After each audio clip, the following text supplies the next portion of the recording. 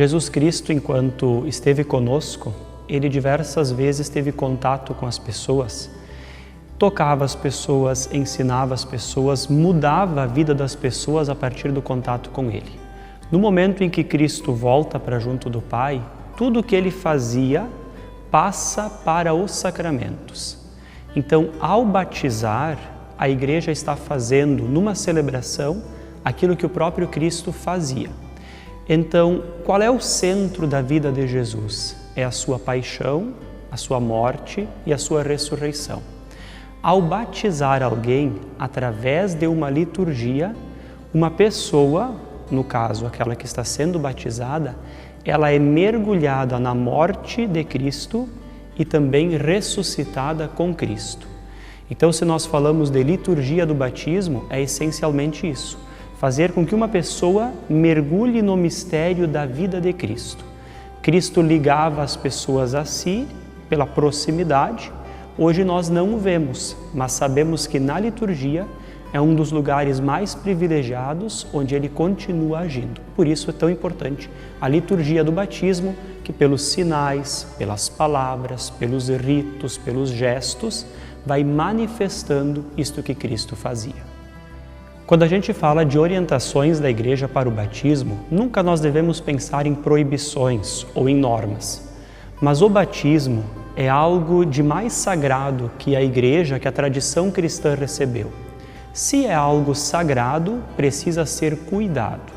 Então a Igreja orienta como cuidar do batismo.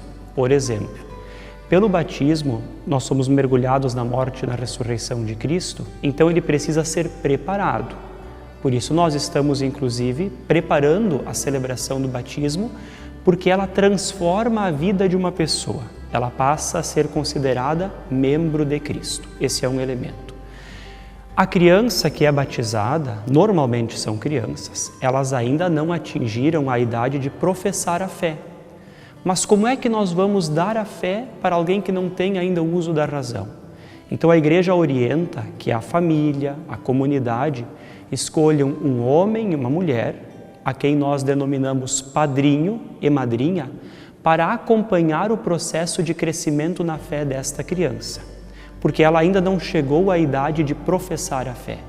Então, uma orientação importante do catecismo é escolher um homem ou uma mulher que tenha fé, que participe da Igreja, que já tenha sido ele ou ela batizado, recebido a Eucaristia, crismado, que tenha uma vida comunitária e que possa testemunhar e acompanhar o crescimento da fé desta criança. Então isso quanto aos padrinhos.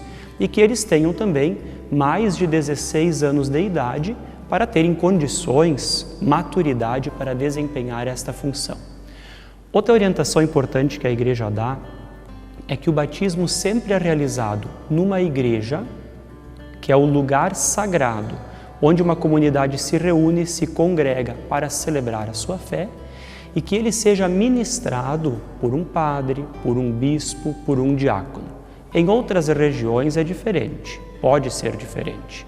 Mas aqui na nossa região da Diocese de Montenegro, há padres, diáconos suficientes para ministrar o batismo. Então são eles que presidem esta celebração. Na igreja, normalmente não em casa, porque as comunidades se reúnem na igreja, com o rito próprio da celebração do batismo. Outra coisa importante que o catecismo nos orienta é que o batismo cristão, ele é diferente do batismo de João Batista. João Batista, até Batista significa aquele que batiza, ele fazia isso para colocar as pessoas num movimento de purificação. Mas o batismo cristão não é um movimento de purificação, mas é um acontecimento que transforma a vida da pessoa, lhe dá inclusive uma nova identidade. Eu gosto de dizer para os pais que das muitas coisas que eles vão dar para os filhos ao longo da vida, quase todas passarão, porque elas terminam no máximo com o final da vida. Agora, o batismo é algo que inclusive nos abre as portas para a eternidade, porque ele nos dá esse novo nascimento como filhos e filhas de Deus.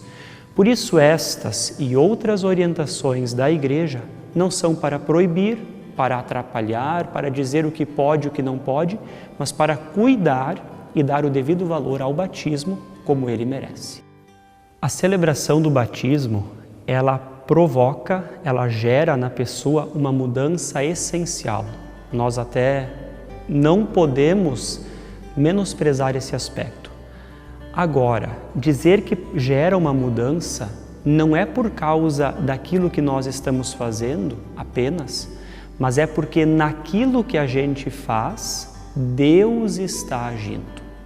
No sacramento do batismo e em todos os sacramentos, o que dá eficácia, o que faz com que de fato aconteça algo, é a ação do Espírito Santo, que é invisível, mas é real. Isto não quer dizer que o batismo seja um ritual mágico, em que eu pronuncio umas palavras que por si geram algo diferente. Não.